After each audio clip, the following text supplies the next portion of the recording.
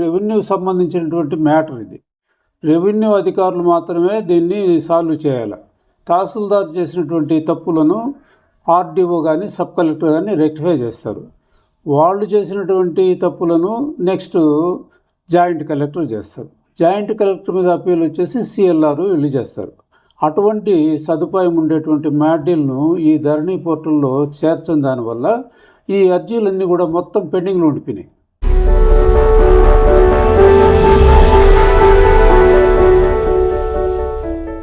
సాదా బైనామా అంటే ఏమిటి? దీని ద్వారా పట్టాదారు పాస్ పుస్తకాలు పొందవచ్చునా? కొంచెం వివరంగా తెలియచేయండి. మీరు అన్నట్లు సాదా బైనామా అంటే సాదా తెల్ల కాగితాల మీద భూమి యొక్క అమ్మకాలు కొనుగోలు చేసేటువంటి అన్రిజిస్టర్డ్ డాక్యుమెంట్ను సాదా బైనామా అని అంటారు. ఇది ఒకప్పుడు తెల్ల కాగితాల మీద రాసుకుంటారు. ఒకవేళ 10 రూపాయలు 20 రూపాయలు స్టాంప్ పేపర్లు ఉంటే దాని మీద కూడా రాసుకుంటారు. కానీ ఆ కాలంలో ఉన్నటువంటి మాట విలువను బట్టి వాళ్ళు నమ్మకం మీద ట్రాన్సాక్షన్లు అనేటివి, కొనుగోలు అమ్మకాలు అనేటివి జరుగుతూ ఉండేటివి.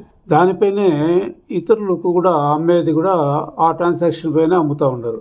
ఈ విధంగా 3-4 ట్రాన్సాక్షన్లు జరిగినటువంటి కేసులు కూడా ఉన్నాయి. ప్రభుత్వం వద్ద చట్టబద్ధత అనేది దీనికి రాదనమాట. వీళ్ళకి పట్టాదారు పాస్బుక్లు ఇవ్వాలంటే దానికి చట్టబద్ధత కల్పించాలంటే దానికి చట్టాన్ని తీసుకురావాలి. అందువల్ల 1953-54లో తెలంగాణ ప్రభుత్వం ఏం చేసిందంటే కాస్రా పహానీ అనేటువంటిది మొదలుపెట్టి ఆ రికార్డు తయారు చేసి దాని ప్రకారము రెగ్యులైజ్ చేస్తూ వచ్చింది. తర్వాత 1971లో ఉమ్మడి రాష్ట్రంగా ఉన్నప్పుడు 1971లో కొత్త ఆర్ఓఆర్ అనేటువంటిది వచ్చింది. అందులో కూడా ఈ సాదా బైనామాల యొక్క క్రమబద్ధీకరణ గురించి సెక్షన్ 5 అనేటువంటిది పెట్టడం జరిగింది. దాని ప్రకారము కొన్ని ప్రోగ్రామ్స్, స్పెషల్ ప్రోగ్రామ్స్ అనౌన్స్ చేసి ఆ ప్రోగ్రాంలో వచ్చినటువంటి ఈ అర్జీలన్నింటినీ కూడా క్రోడీకరించి వాళ్ళు క్రమబద్ధీకరించేవారు. అయితే దీనికి కొన్ని నియమాలు ఉన్నాయి. ఎటువంటి వాళ్ళు అంటే సన్నకారు రైతులు, చిన్నకారు రైతులకు మాత్రమే వెసులుబాటు ఉంటుంది. రెండవది, తీసుకున్న 12 ఏళ్ళు వారి స్వాధీనానంలో ఉండాలా. భూమి కూడా అతని స్వాధీనానంలో 12 ఏళ్ళ వరకు స్వాధీనంలో ఉంటే ఆ అమ్మిన వ్యక్తి ఎలాంటి ఆక్షేపణ చెలపకుండా ఉంటే దాన్ని మండల రెవెన్యూ అధికారి వారు విచారణ జరిపి సంబంధిత ఆర్డీఓ కానీ లేదంటే సబ్ కలెక్టర్ ఆఫీస్ కానీ పంపిస్తే అది సక్రంగా ఉంది అని అనుకుంటే దానిపైన 13B సర్టిఫికేట్ అనేది ఇష్యూ చేస్తారు. ఆ 13B సర్టిఫికేట్ను ఆధారంగా చేసుకొని మళ్ళా మండల రెవెన్యూ కార్యాలయంలో అతనికి దానికి సంబంధించినటువంటి రికార్డులలో తగు మార్పులు చేయడం జరుగుతుంది. అంటే 10-1 అడంగులు ఆర్ఓఆర్లో రాసినటువంటి పేర్లన్నీ కూడా అమ్మినవాని పేర్లు మ్యుటేషన్ చేస్తారు. అంటే రౌండ్ అప్ చేసి ఇతని కొనుగోలు చేసినటువంటి వ్యక్తిని అందులో నమోదు చేయడం జరుగుతుందన్నమాట. చేసి అతనికి పట్టాదారు పాస్బుక్లు కల్పించడం జరిగింది. ఈ విధంగా కొన్ని స్పెషల్ ప్రోగ్రామ్స్లో ఈ సాదా బైనామా కేసులన్నింటినీ రెగ్యులైజ్ చేస్తారు. అంటే ఊరికే రెగ్యులైజ్ చేయరు, దానికి అమౌంట్ కట్టించుకుంటారు. ఎంత కడతారంటే ఇతను 12 ఏళ్లకు ముందు ఏ తేదీలో రాసుకున్నాడో ఆ తేదీన ఉండబడినటువంటి stamp duty plus registration amount తర్వాత వాటితో చేస్తారనమాట. ఆ విధంగా రెగ్యులేషన్ జరుగుతూ వస్తే 1989లో ఎన్టీఆర్ ప్రభుత్వము వచ్చినప్పుడు దీన్ని కొన్ని సవరణలు చేసి కొత్త ఆర్ఓఆర్ చట్టము తేవడం జరిగింది. దాని ప్రకారము సెక్షన్లు లేవు. ఆర్ఓఆర్ సాదా బైనామాల క్రమబద్ధీకరణకు ఎలాంటి సెక్షన్లు లేకపోయినా కూడా ఉభయ సభల్లో వీళ్ళు ప్రతిపక్ష నాయకులు లేపినటువంటి అభ్యంతరాల వల్ల దాన్ని మళ్ళా సెక్షన్ 5A 5B అనేటువంటి 2 సెక్షన్లు చేసి వాటిని క్రమబద్ధీకరించడం జరిగింది. ఇదే పద్ధతిలో జరుగుతూ ఉంది. ఇంతలోపల 2024లో తెలంగాణ రాష్ట్రం, ప్రత్యేక తెలంగాణ రాష్ట్రం ఏర్పడినప్పుడు వాళ్ళు కూడా 2019 వరకు కూడా ఈ 1989లో వచ్చినటువంటి ఆర్ఓఆర్ చట్టాన్ని అనుసరించే క్రమబద్ధీకరణ చేస్తూ ఉండడం జరిగింది. దాంట్లో ఏం పెట్టినారంటే 12 సంవత్సరాలకు ముందు అతను కొనుగోలు చేసి ఉండాలా, అతని స్వాధీన అనుభవంలో ఉండాలా.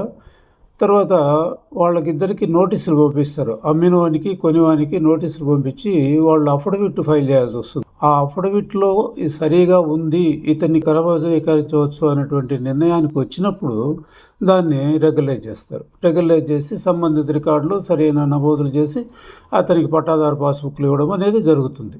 2016లో కూడా ఈ విధమైనటువంటి ప్రోగ్రాం పెట్టి ఒక 2 నెలల ప్రోగ్రాంలో పెట్టిన దానివల్ల 12,64,000 అర్జీలు రావడం జరిగింది. వాటిలో సుమారు 6 లక్షల మందికి క్రమబద్ధీకరించి పట్టాదారు పాస్బుక్లు ఇవ్వడం కూడా జరిగింది. 89లో వచ్చినటువంటి చట్టాన్ని కూడా వాళ్ళు రద్దుపరుచుకొని వీళ్ళు కొత్త చట్టాన్ని తేవడం జరిగింది. దాన్ని ఏమంటామంటే ధరణి పోర్టల్ అని అంటాం. ఈ ధరణి పోర్టల్లో వాళ్ళు ఈ పోర్టల్ వచ్చిన తర్వాత వాళ్ళు అనౌన్స్మెంట్ ఇవ్వడం జరిగింది. ఎందుకు ఈ సాదా బైనామాకు సంబంధించినటువంటి వ్యక్తులు ఎవరైనా ఉంటే మీరు అర్జీలు పెట్టుకోండి, మేము దాన్ని క్రమబద్ధీకరిస్తాము అనేటువంటి అనౌన్స్మెంట్ ఇవ్వగా అప్పుడేం జరిగిందంటే 9,50,000 అర్జీలు రావడం జరిగింది. ఆ అర్జీలన్నింటినీ కూడా క్రమబద్ధీకరించాలని చూస్తే ధరణి పోర్టల్లో దీనికి సంబంధించినటువంటి మాడ్యూల్స్ లేని దానివల్ల వీళ్ళు దాంట్లో అదొకటి, తర్వాత అప్పిలేట్ అథారిటీకి సంబంధించినటువంటి మాడ్యూల్స్ కూడా పెట్టిండ్ల.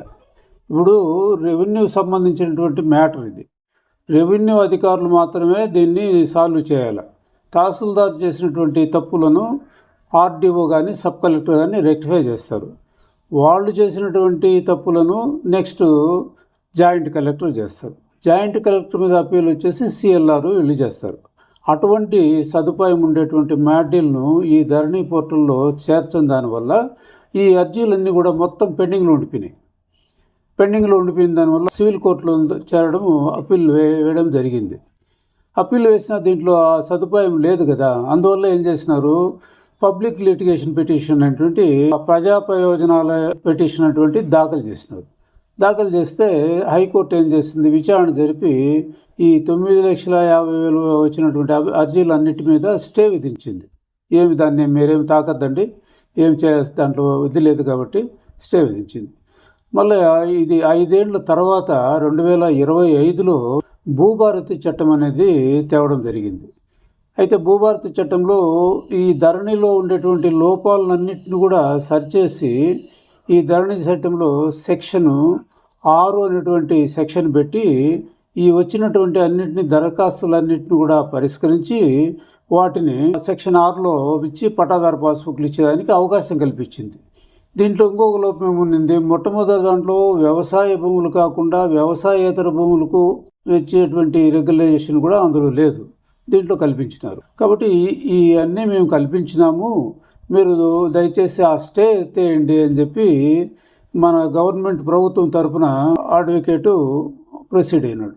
అప్పుడు దాని మీద విచారణ జరిపేసి గవర్నమెంట్ స్టే ఎత్తేసింది. ఈ స్టే ఎత్తేటప్పుడు ఈ గవర్నమెంట్ ఏం చేసిందంటే 2020 వరకు వచ్చినటువంటి అప్లికేషన్లు మాత్రమే స్వీకరిస్తాం, కానీ దాని తర్వాత వచ్చేటి స్వీకరించము అనేటువంటిది దాంట్లో తెలిపినారు. కానీ ఇప్పటికి 2025లో వచ్చినటువంటి దానిపైన ఇంకా బాల్య దశలోనే ఉంది అది ఇంకా. ఎందుకంటే దానికి అన్ని నోటీసులు ఏ ఫారంలో ఇవ్వాలా, తర్వాత ఈ 13B సర్టిఫికేట్లు దేంట్లో ఇవ్వాలా, ఇప్పుడు కొత్త చట్టం వచ్చింది కదా, ఈ బీగులు అవి మారింటాయి. కాబట్టి ఇటువంటివన్నీ కూడా దాన్ని సరి చేస్తున్నారు. ఇప్పుడు కూడా ఈ 9,50,000 అప్లికేషన్లు పెండింగ్లో ఉన్నాయి, మళ్ళా అనౌన్స్ చేసేదానికి లేదు. అయితే దీంట్లో ఇంకో తిరకాసు పెట్టినారు. ఏం పెట్టినారంటే, ముందు అయితే ఏ తేదీన కొన్నాడో ఆ తేదీలో ఉండేటువంటి స్టాంప్ డ్యూటీను ఫీజులు కలెక్ట్ చేసేవాళ్ళు. ఇప్పుడు అట్లేదు. ప్రజెంట్ ఎంత స్టాంపు డ్యూటీ ఉంది అంటే వీడు రెగ్యులైజ్ చేసేటువంటి డేటుకు ఉండేటువంటి స్టాంప్ డ్యూటీ, తర్వాత fee, registration fee plus ₹100 penalty, ఇది కల్పించి పెట్టినారు. అంటే ఇప్పుడు వీళ్ళందరూ కూడా ఇవన్నీ దాన్ని చేసుకోవాల్సిందే. దీనివల్ల ప్రజలకు లేనిపోని నష్టాలు కూడా కలిగేటువంటి అవకాశాలు ఉన్నాయి. ఇవన్నీ కూడా చిన్నకారు రైతులకు మాత్రమే చేస్తారు. ఈ కొన్నటువంటివి 12 ఏళ్ళు స్వాధీనంలో ఉండేటువంటి వ్యక్తులకే ఇది జరుగుతుంది. ఇది దీని గురించి సాదా బైనామాల గురించి వచ్చినటువంటి చర్చ.